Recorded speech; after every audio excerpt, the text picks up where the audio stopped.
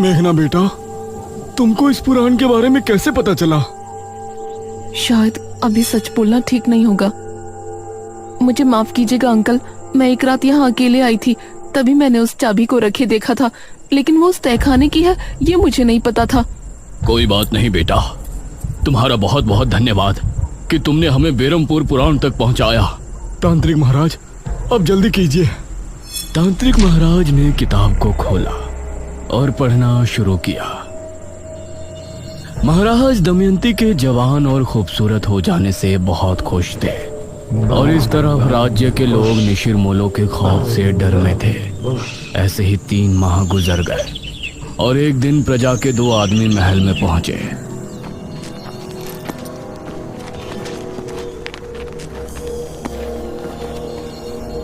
महाराज, आपके सिपाहियों ने हमारे गांव के 4 निशिरमोलों को मार दिया और उस मुर्दे को लेकर आपके पास चले आए। आप ऐसा क्या कर रहे हैं महाराज? प्रजा होने के नाते हमारा ये जानने का हक है कि आपने इस तरह का हुक्म क्यों दिया था और आप उन मुर्दों का क्या करते थे?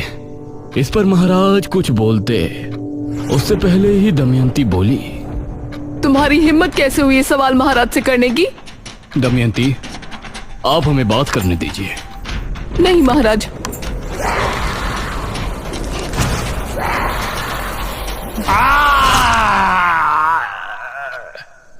ये क्या? कौन हो तुम? दमयंती, एक डायन। ये सुनकर सभी हैरान और खौफ में थे। महाराज का भी शरीर थर थर कांप रहा था। तो आपने हमसे विवाह क्यों किया? क्यों प्रेम का खेल रचाया हमारे साथ? मैं ये पति पत्नी के किसी धर्म को नहीं मानती। मैंने जो कुछ भी किया सिर्फ इसलिए किया कि मुझे समय पर मुर्दों का खून मिलता रहे और उसी से मैं अपनी उम्र को 1000 साल बढ़ा लूं। क्या? ये क्या कह रही है पिताश्री? हाँ, यही सच्चाई है और इस काम में तुमने मेरी मदद की, इसलिए मैं तुमको छोड़ रही हूँ। अब निकल जाओ दोनों पिता और पुत्री यहाँ से। इस राज्य पर अब सिर्फ मेरा राज होगा, डायन दमयंती का।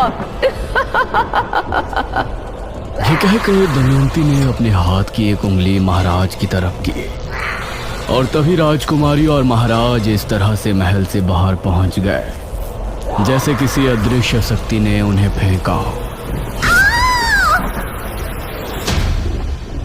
अब दमयंती सिंहासन पर बैठ गई थी। उसने एक मांत्रिक को भी अपनी शक्तियों को बढ़ाने के लिए महल में रख लिया था, जो दिन और रात बस एक कमरे में बंद काली दुनिया के मंत्रों का जाप करता रहता था। महाराज और राजकुमारी भी बहुत परेशान थे। वो एक पहाड़ी पर छिपे बैठे थे। अब हम क्या करें? हमने अपने राज्य को भी मुसीबत में डाल दिया और खुद भी फंस गए। पिताश्री, आपने बहुत बड़ी गलती की है और हमें किसी भी तरह से इससे निपटना पड़ेगा। महाराज ने कुछ सोचा, फिर बोले, हमें ब्राह्मण जी से मिलकर बात करनी चाहिए। अब वो ही हमारी सहायता कर सकते हैं।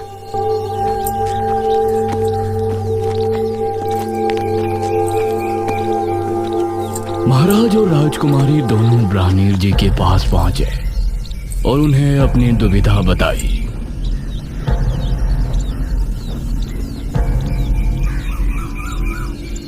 महाराज, दमयंती को मारना नामुमकिन है।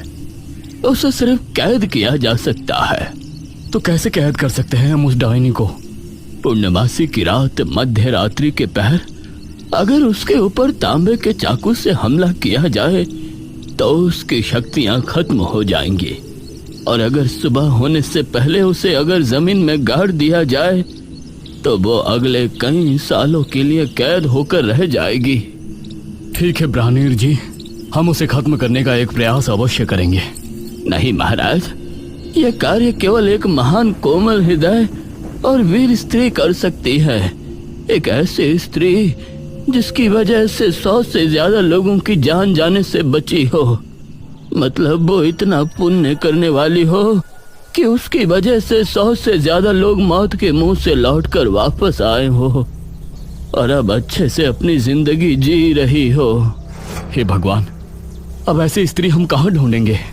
इस पर ब्राह्मण जी ने मेघालय की तरफ देखा और बोले, वो स्त्री कोई और नहीं है, वो तो आप ही है पुत्री, राजकुमारी मेघालय।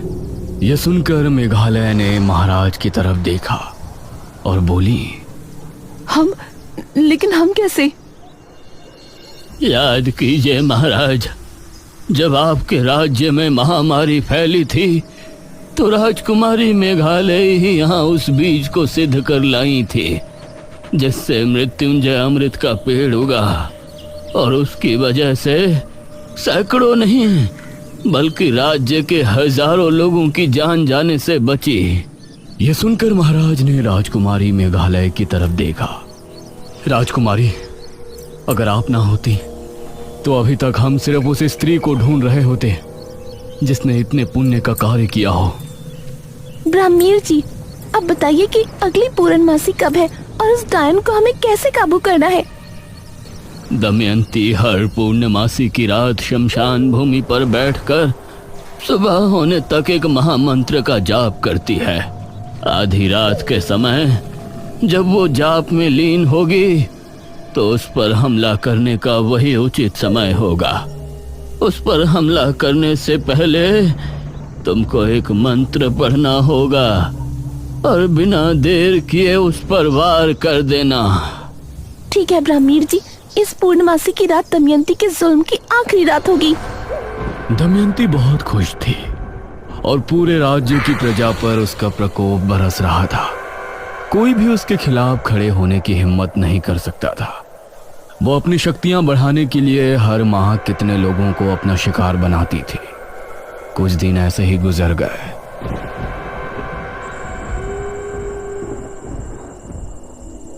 आज पूर्णमासी की रात है। आज आपको अपने कार्य को अंजाम देना है राजकुमारी। यह कहते हुए ब्राह्मणीर जी ने राजकुमारी को एक चमड़े की लपटी दी और फिर ब्राह्मणीर जी का आशीर्वाद लेकर महाराज और राजकुमारी शमशान की तरफ रवाना हुए।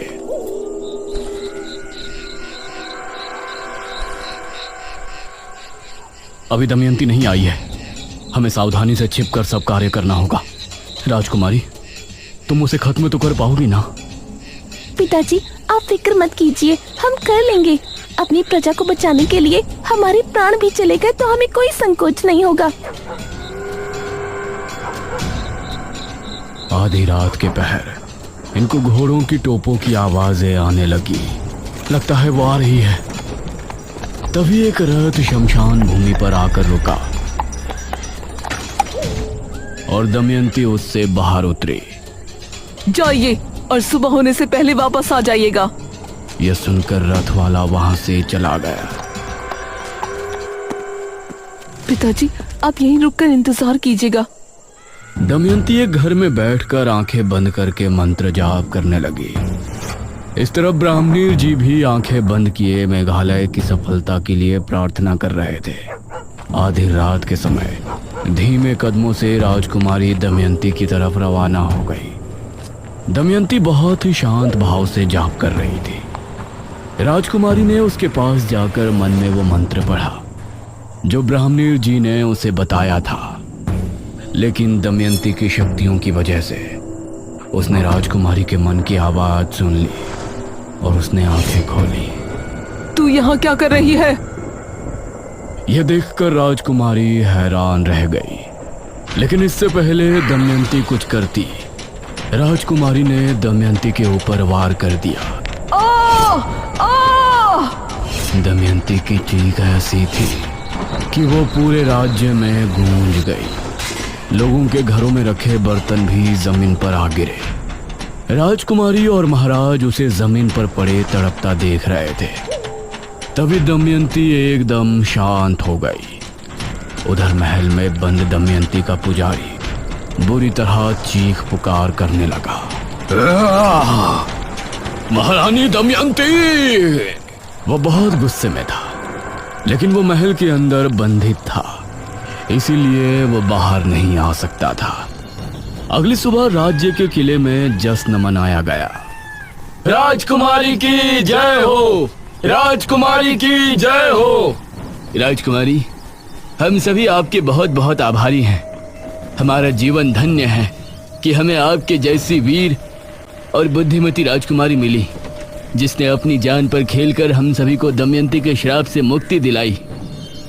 आप सभी से हमारी सिर्फ एक प्रार्थना है, हमारे पिता से जो गलती हुई उसके लिए उन्हें माफ कर दें। प्रजा राजकुमारी से बहुत खुश थी। उन्होंने उसकी बात को फौरन स्वीकार कर लिया। ब्राह्मीण जी, दमयंती को किस जगह कैद किया गया है? राजकुमारी, दमयंती को राज्य की एक गुफा के अंदर कैद किया गया है। वो वहाँ से वापस तो नहीं आने वाली ना? नहीं राजकुमारी, लेकिन अगर आप उस गुफा के अंदर पहुंची तो वो जरूर जा सकती है, क्योंकि उस पर रोक आपकी वजह से लगी है। अब आपको उससे दूर ही रहना होगा। भला हम वहाँ क्यों जाएंगे? हम तो खुद उसको एक बुरे सपने की तरह भूल जाना चाहते हैं। हमारी प्रार्थना है कि अब राज्य में सब कुशल मंगल होगा। अब सभी राज्यवासी बहुत खुश थे, लेकिन वो भूल गए थे कि अभी निशिर मोलो से वो आजाद नहीं है। जब शनिवार की रात आई और गांव में अजीब सा शोर गूंजा,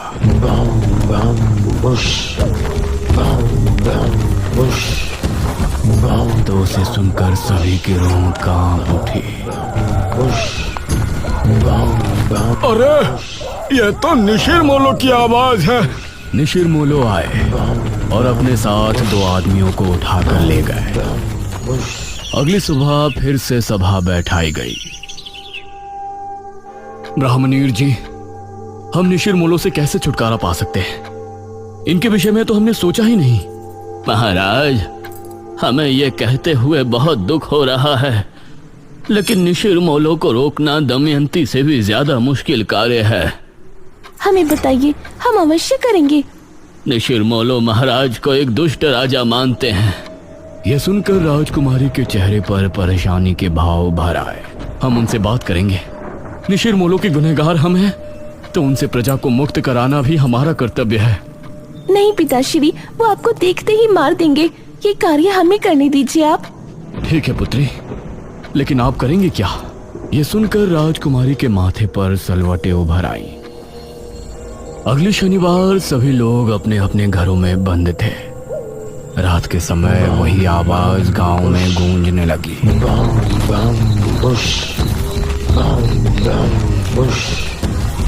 निशिर मोलो के खौफ से सभी के दिल दहल उठे थे। वो कंधे पर ताबूत उठाए राज्य में घूम रहे थे, अपने नए शिकार की तलाश में। उन्होंने देखा कि सामने राजकुमारी खड़ी है और वो तेजी से उसकी तरफ बढ़ने लगे। वो उसके करीब पहुंचने ही वाले थे। हम है राजकुमारी मेघालय और हम अपने पिता की क्रूरता से बहुत शर्मिंदा हैं। यह सुनते ही निशिर मोलो रुक गए और उनकी निगाहें राजकुमारी पर जम गई। हम नहीं चाहते कि हमारे पिताश्री की गलती की सजा पूरी प्रजा भुगते। हम आपसे वादा करते हैं कि महाराज का मृत शरीर हम खुद आपको लाकर देंगे। यह सुनकर निशिर मोलो की आंखें तेज लाल होकर चमकने लगी। राजकुमारी ने हाथ जोड़े और रोते हुए बोली, हमारे पिता राज्य छोड़कर भाग चुके हैं, लेकिन हम आपके सामने अपने पिता की लाश लेकर जल्द ही प्रस्तुत होंगे। तब तक आपसे विनती है कि राज्य में कभी भी आकर किसी निर्दोष को उठाकर न ले जाएं। अगर हम अपने पिता की लाश लिए बिना वापस आएं, तो आप लोग फिर वापस आकर इसी तरह से गश्त करना शुरू कर सकते हैं।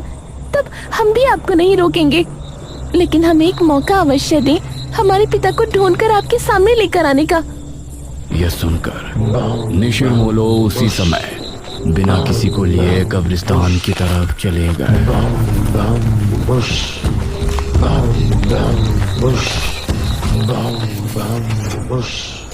अगली सुबह सभी लोग महाराज और राजकुमारी के सामने प्रस्तुत थे। राजकुमारी, आपने उनसे ये क्यों कहा कि हम राज्य छोड़कर जा चुके हैं? क्योंकि अगर सच बोलते तो वो उसी समय यही चाहते कि हम आपको ले जाकर उन्हें सौंप दें। आपने एकदम सही फैसला किया है राजकुमारी। हमारी वजह से हमारी प्रजा मुसीबत में है। आप हमें मारकर हमारी लाश निशिर मोलो के सामने प्रस्तुत करें। यह सुनकर प्रजा हैरान थी। सभी राजकुमारी की तरफ देख रहे थे, जिसकी आंखों से आंसू बह रहे थे। हमने जो भी किया अपनी प्रजा के लिए किया, लेकिन हम अपने पिता को अपने हाथों से मारे और उनकी लाश को निशिर मोलो को समर्पित करें, ये हम नहीं कर पाएंगे। अगर ऐसा नहीं किया तो वो फिर से आएंगे। नहीं पिताजी, हम और आप आज ही ये राज्य छोड़ देंगे और अलग अलग दिशाओं में निकल जाएंगे। इससे निशिर मोलो कभी भी यहाँ वापस नहीं आएंगे, क्योंकि हमने उनसे वादा किया है कि जब हम यहाँ कदम रखें तभी आप राज्य में फिर से आना, और अगर उस समय हम अपने पिता की लाश आपको समर्पित ना करें तो आप फिर से उसी तरह भ्रमण शुरू कर देना। राजकुमारी की बात सुनकर सभी की आंखों से आंसू बह निकले।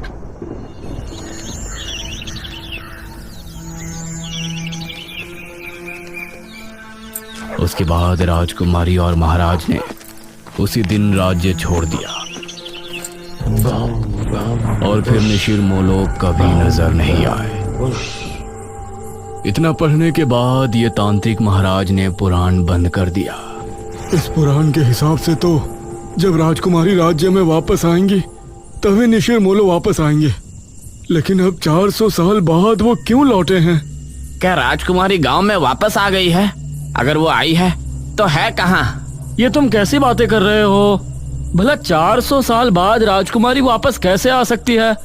यही तो समझ नहीं आ रहा है कि निशिर मोलो आए हैं तो कैसे, क्या वजह है उनके वापस आने की?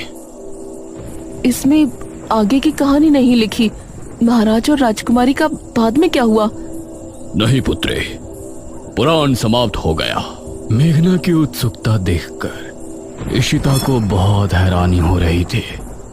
इतना सब कुछ जानने के बाद भी वही सवाल सबके सामने था कि निशिर मोलो वापस क्यों आए।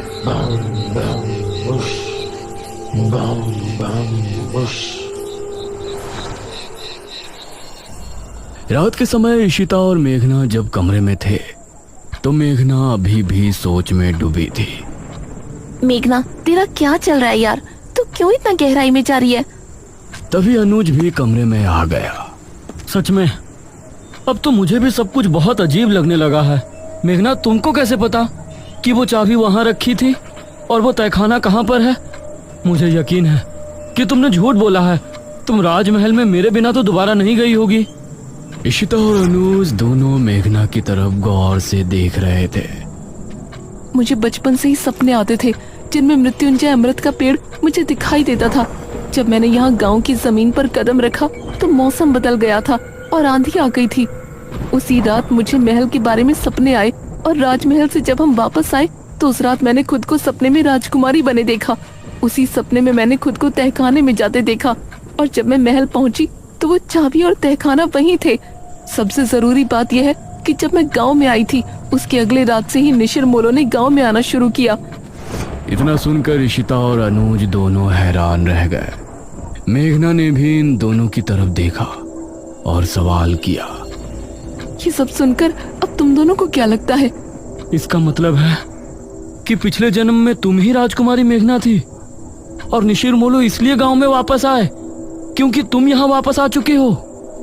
हाँ, ये सब मेरी वजह से हो रहा है। हे भगवान, तो अब हम क्या करेंगे? क्या हमें यहाँ से चले जाना चाहिए? नहीं, मुझे नहीं लगता कि उससे कोई फायदा होगा। या तो वो मुझे लेकर जाएंगे या फिर महाराज की लाश। ये तीनों अब गहरी सोच में डूब गए और उस तरफ तांत्रिक महाराज और गांव के लोग भी परेशान थे। इस कहानी में आगे क्या होगा?